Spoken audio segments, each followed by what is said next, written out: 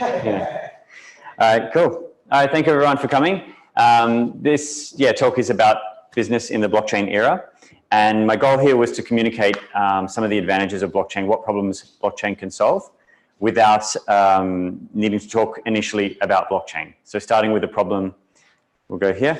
Starting with the problem, which I'll consider as an opportunity, and then what would be needed to deliver a solution, then going into what solutions exist today, followed by the benefits and for both businesses, customers, and other business models around that. And we can go do a bit of exploratory discussion on that, which will be quite interesting, I think. So let's start with the problem, well, one side of the mall problem, which is what it did to local village or community high streets. Is anyone here familiar with that problem? Okay, so it's probably a bit dated, but it was actually shown in the Stranger Things season 3, where the mall kind of brought everyone into it, and it was really convenient for consumers and also for the small shops that were put and rented inside it. But the shops that were owning their own property or owning their own shops outside of that and trying to run the shops outside of the mall lost all the foot traffic. So where there were lots of shops, the foot traffic kind of stopped going to those streets and instead all went inside the mall. So with all the potential buyers inside the malls that were inside would be making more money. So then the mall could actually start charging more rent. So they could they were able to do this because they were offering a service because of the fact that everyone was in the mall. So rather than being, paying for cost plus profit, it was like, well, the people in here are worth a lot more to you, so I'm going to actually charge you what they're worth to you. And that's sort of where it starts to extract value from the marketplace. So where there was money going between shops, that money is now going into the mall to maintain the mall and keep it going, for better or for worse. This was disrupted with online shopping a little bit. So the small independent retailers could put up a website and be found again. So people from home could Google and shop for something and say, I want to find camping gear. And rather than have to go through the mall and walk around the mall, they had the convenience of going online, doing a search, finding that little camping store out the back of on the high street still, and could have their problem solved. But what started to happen then was sort of convenient ways of purchasing products. So things like Amazon or those kind of platforms, you would sign up to that platform, you would perform the search, all your foot traffic is then inside that engine. So the same thing happened, but in the digital form, where these platforms... Yeah, so I just draw that analogy just so we can say we've seen this before. So the common thread is that gatekeepers of convenient transactions eventually over-extract value from the free market. So there's one thing to be, asking a cost for the service you're providing, but then it's another thing to say, well, because everyone's inside my system, I'm going to start charging more and charging both sides. At some point, more, like if it were advantageous for malls, they could actually charge people to walk into a mall, which would be interesting. But obviously that would be too different. But platforms do. Like you might have platforms that clip the ticket on both sides of host and guest for Airbnb or whatever. So looking into Uber Eats, for example, looking into Uber Eats, there was a report of 656 respondents, restaurants who have come up with these statistics down below. On the top part though, it said that it takes 38% effectively from the marketplace. So where restaurants were able to trade, customers were paying for their food. There's a service provided, which is to get it delivered. And if that restaurant didn't deliver, it now does have that ability. So that's a plus. But with a lot of restaurants on that platform and people then no longer thinking to contact the shops, they just go to Uber Eats to find the food. There's almost a fear of missing out for the restaurant to not be on Uber Eats. They really want to be on Uber Eats now. But over time, the data came out. So in the lower half, 650 restaurants responded with like 53.9% reported that there was an increase in revenue, but a decrease in profit. So it was actually, the profit margins already are quite low, I understand, for this industry, around 5% for the restaurant or catering industry. And to then be, clipping 38% in there, yes, you might get an extra job, but actually you're losing out. So that's why we're seeing an increase in revenue, but decrease in profit. Unless there's, of course, external values such as marketing advantages as well. So yeah, this is the problem. So the problem is 38% are taken by the likes of platforms like Uber, Uber Eats, and others. People are starting to talk about it a lot more. This is Greg, he's a mentor coach. And actually I picked up his LinkedIn post, which prompted me to make the connection here with this data and this report. So there's a source down below of the report there. But he's saying, you know, can we explain how this is good for the economy if this US corporation pays 1% income tax and actually takes 38% of revenue from Australia? Like he's saying like, you know, what's wrong with this? There's some problems. There's a few of them like that. They're all foreign owned. They're perhaps paying less tax in Australia, but effectively taking money out of that industry. Finally, he says, are we the biggest chumps on the planet? Why do we allow this in our economy? So there's a bit of sort of resentment toward this model when you look at the numbers. It's actually not so great in other means. What this also looks like when you have multiple platforms doing the same thing is you might have people subscribe to one. So you might have Carol's running a restaurant, James is making a purchase or vice versa, and they might be using Uber Eats, but another one might be using Deliveroo. What that means is that a shop that's not on one platform or the other isn't reaching the other customer. So Carol isn't reaching Bob, and James isn't reaching Alice. That's a bit of a problem. There's kind of fragmentation in that space, unless of course the customers are opening 5 different apps to check and order food, which is a lot of friction between them.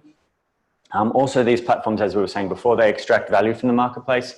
So there'll be a payment that goes across from one person to another, and the host might clip the ticket, and vice versa. When the goods are delivered, there may be a fee for other things. So both sides are effectively having to pay for something, which is good when it's up to the price of the service being offered by the platform, but not good when it starts to over extract and use its advantage of having everyone on their platform to then take more than what they're delivering.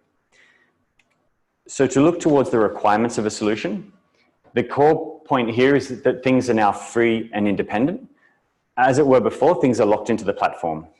So what we do want is a means to freely and independently create offers for what you want to buy or sell, discover and find offers for things you want to sell and buy, and finally be able to freely and independently transact with those offers. So that's the important point here, that it's currently not easy to do, to say, if I create an offer, how can I let that exist and be shared around and allow anyone to transact with it independent of any central platform or server.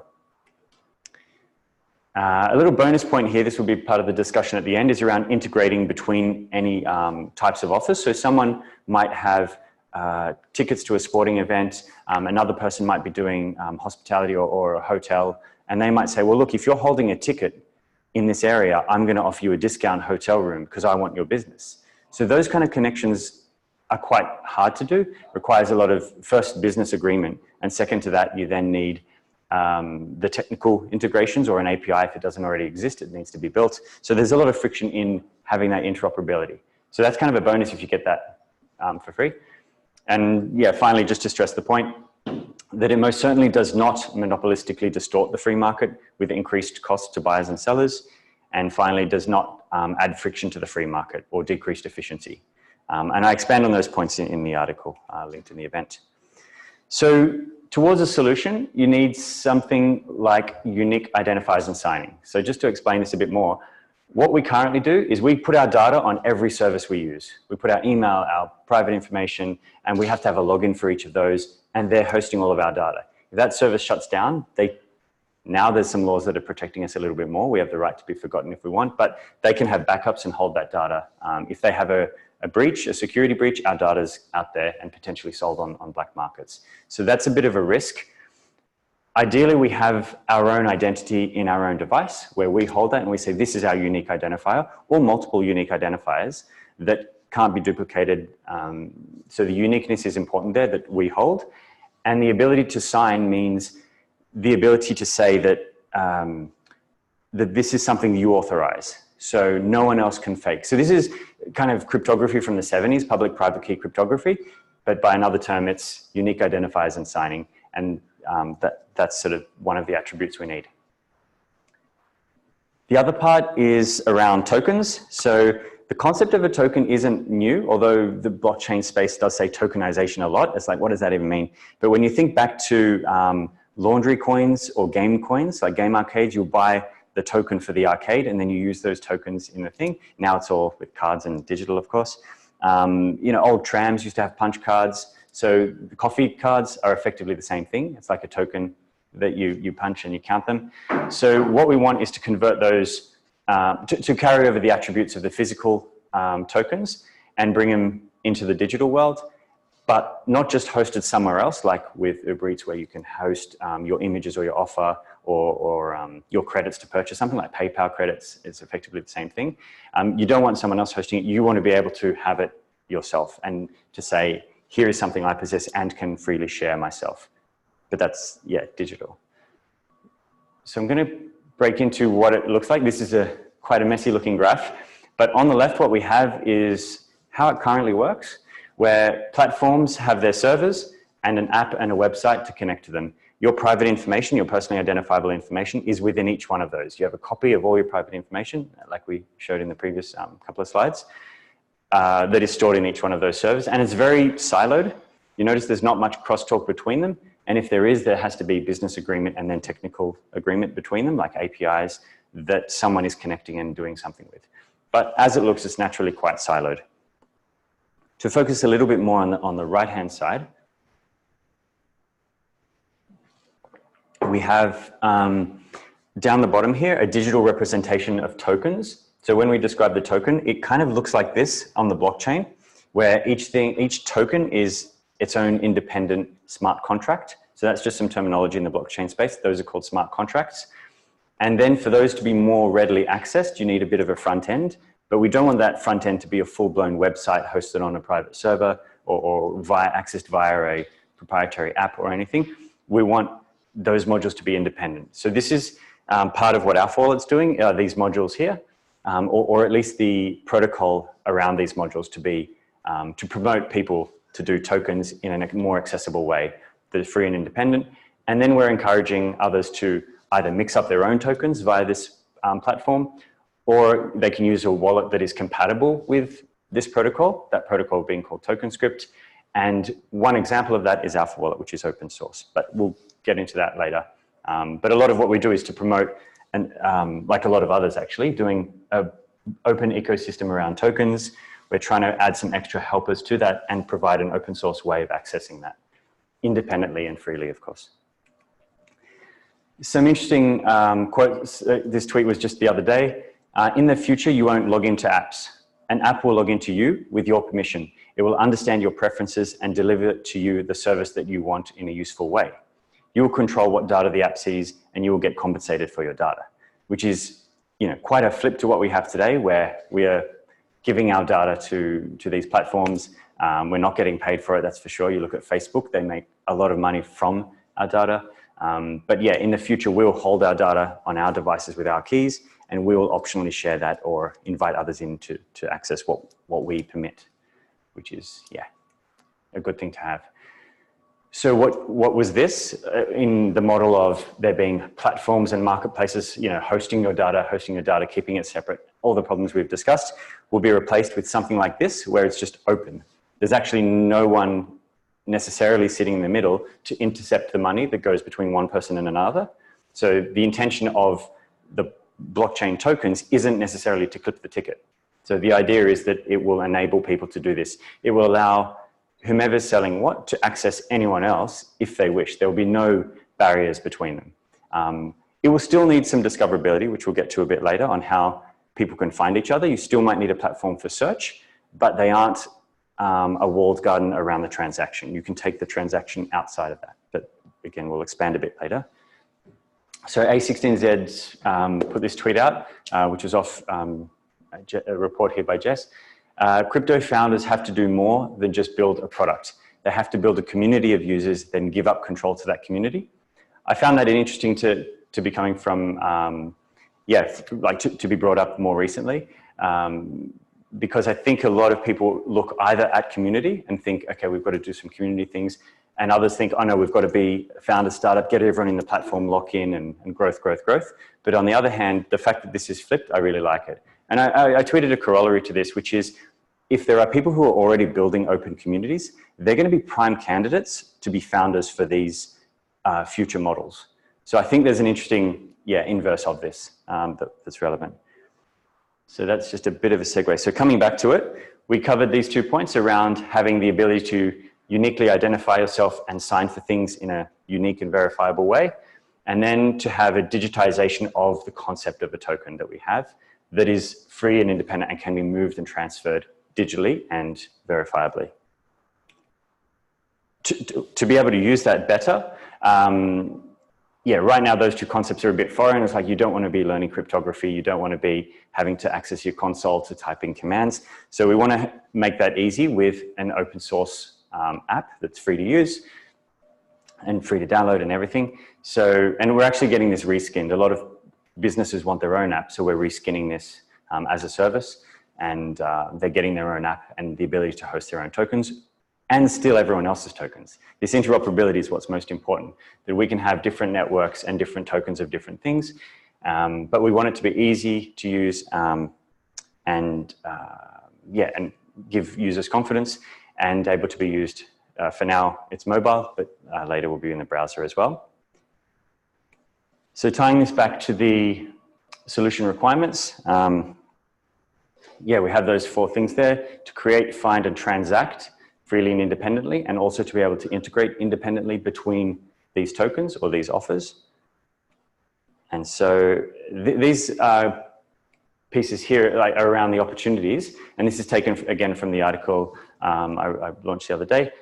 So for the first point, there will be more and more people wanting to tokenize their certain rights. So here it's an example of tickets. So World Cup 2018. If there are developer agencies out there, this would be something that could be worth their while. If they get familiar with how to tokenize something, there'll be more demand for businesses who do want to tokenize things. So that's one demand for those kind of consulting agencies, or advising people even on how to do it and why to do it. Finding, and I think that's actually probably more of the challenge, explaining to people who aren't necessarily in the blockchain space the advantages they could get from tokenization, which is just, at first glance, it's just quite a mouthful to say, and they'll sort of, the eyes will glaze over and you won't, yeah. So the next point was around discoverability. So where I was saying before, you'll still need platforms to match things. So if someone's posting something, they still need to find someone who wants to pay for the thing they've posted. But at least, yeah, at least you don't have ownership of that posting. So if someone's posted an offer for something, that can just as well be found by another platform. And if the other platform does matching better, people are going to be on that platform. There's no longer lock-in because your offer or your service or the rights you possess will be digital and independent. So the platforms will just find them and host them. A bit like Google did at the beginning. They were scraping, and they still do, they scrape to find web pages and then present them in a nice way. The better search engine won. Similar things will happen here, where tokens will exist as people start tokenizing digital rights, tokenizing rights and manifesting them digitally. But the discoverability of them is still a problem to be solved. So that's something that will, I believe, need some work. With transactions, what was the point here? Token example. Yeah, so with this one, the ability to resell tickets. So for the FIFA 2018 tickets, they were able to be bought. So someone possessed the right to that ticket. They were free to resell or transfer that ticket right to anyone else. They didn't need permission. They didn't need to go back. You could sell tickets freely and independently outside in the secondary market. But also FIFA was happy with that because they could have visibility of how many times that ticket might have changed over. With smart contracts, a little interesting thing here is that you could put a little condition on it. Maybe you only want it transferred maximum 2 times, so someone can't keep rotating it. So although it's a token in the sense that you can pass it around, it can be a smart token and do actually a little bit more. So that there's some creativity and thought can go into here. But this is the part that's kind of more interesting, is to where it's, yeah, in the article I described, this is not business as usual, because once you do think of people or businesses having their rights tokenized, so we'll play with some examples that I'll do on ad hoc, or at least attempt to, like desk space in a co-working space. If somehow that was a right where someone's paid for the right to a desk for a week, of course there'll be logistics in swapping the person, but let's say that right is recognized to say, oh, you're co-working at this space, can you prove it? Well, actually you can, and you don't even necessarily need to, because if you choose to expose that token and others can discover it, then people might want to invite you for an offer in terms of, oh, here's our catering offer. If you're a YBF, here's a catering thing. Like the thing we do now downstairs is that we can get a discount for the purchases because we work at the co-working space. To do that, we have to present our lanyard. Oh, that's going online. But anyway. It's right here. Yeah. There's a visual. There you go. So, and then with that, you can access a small discount. They sometimes quiz you, which is good. So you can't just do that and grab a lanyard. It's not going to work. So yeah, so that's having that in your wallet instead would be interesting, because as you make the purchase, it will just detect that they will already be offering the discount. Your wallet would already have the token in it. You don't even have to think. You just do it and you get the discount. That's one scenario. But the other scenario, which was brought up, was around again sporting tickets and the hospitality or like restaurants in the area or hotels in the area offering discounts to sports ticket holders. So if it's a significant sporting event and you're a hotel nearby, you want that business. So you'll do your best and try to get them, invite them in. So that's, we can talk more about that perhaps at the end, just some ideas around that to think what could be tokenized and what cross connections can actually happen that could be interesting there. So just to sort of shape this into context, tokenization can solve more than just this problem. Like this problem was where I started just so it was a bit more concrete and tangible, and tokenization can solve this and do a lot more other things, like with the bonus point around integration, as we discussed. But also tokenization is only one part of Web3 technology. So this is so small compared to what is possible and what I believe will be happening over the next years. And so, yeah. What is Web3 technology? So in the way that we have got, like, when the internet first started, that was like Web 1.0. Then you've got Web 2.0 when certain technologies came about. And then Web 3 is more around decentralized technologies. Okay. So yeah, they're just calling it Web 3. And yeah, tokenization is a significant part of that, if not a lot of it. So yeah, there's a lot coming, and that's about it from me. Cool. Thanks, everyone. Cool. Were there any questions? I'm wondering if we just stop the recording now.